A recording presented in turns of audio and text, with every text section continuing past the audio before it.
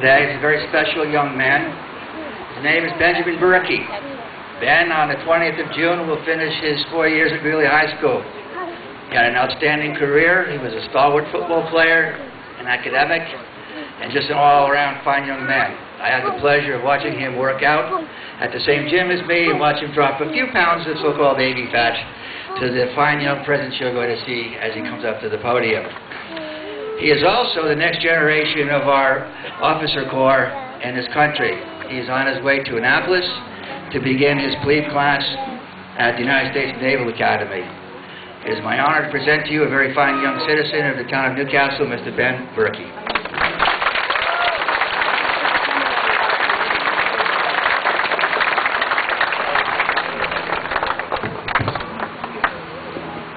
Good afternoon to you all. Madam Supervisor, members of the board, distinguished guests, veterans, first responders, citizens of Newcastle, President Clinton, and Madam Secretary of State Clinton.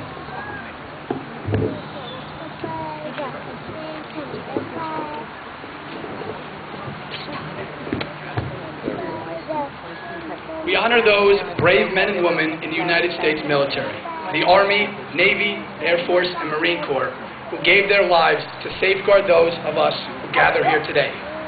So why did Major Bob Coulomb select me, Benjamin Berkey, an 18-year-old high school senior about to graduate from Horace Greeley High School, to address you on this solemn occasion?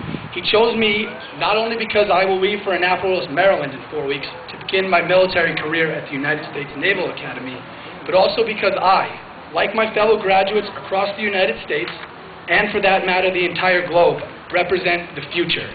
We are the world's future soldiers, engineers, doctors, lawyers, politicians, volunteers, and yes, even presidents. As I often tell my parents, they are on the back nine while I am just teeing off.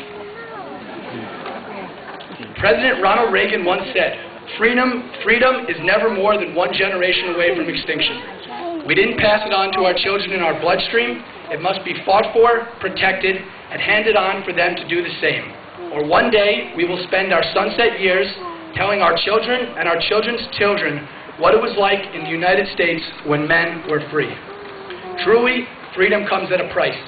My generation, which is just teeing off, must, like our predecessors, pay its dues to ensure that President Reagan's foreboding words do not come to pass. Memorial Day is a special holiday, the one day of the year when all Americans recognize that freedom is neither guaranteed nor free. We sincerely thank those servicemen and women whose sacrifices have allowed our nation's assurances of life, liberty, and the pursuit of happiness to continue.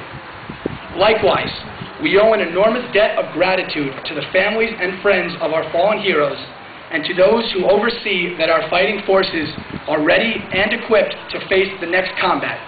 We humbly express our appreciation.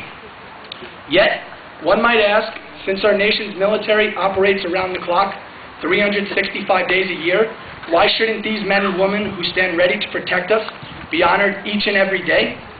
Moreover, how can we make certain that Memorial Day is observed with profound reverence to the loss of our military members, even when our nation is not at war? Each and every one of us must never forget those who have been injured or killed in service to our nation. We must show that we care, that we take none of their selfless actions for granted, and we must volunteer our time and energy to assist the families of those noble individuals. This particular Memorial Day has a special place in my heart. It is the last Memorial Day that I will spend as a civilian. 30 days from now, I will enter the United States Naval Academy as a fourth-class midshipman, one step closer to the battlefield and to the service men and women who serve our great nation, as well as those who have lost their lives in the fight to preserve our freedom. My desire to attend the Naval Academy began when I watched the Twin Towers fall, carrying my uncle to his grave and threatening all American safety. I have to believe that my uncle's death, along with the other 3,000 innocent victims who perished that day, served to remind us how very fragile freedom is.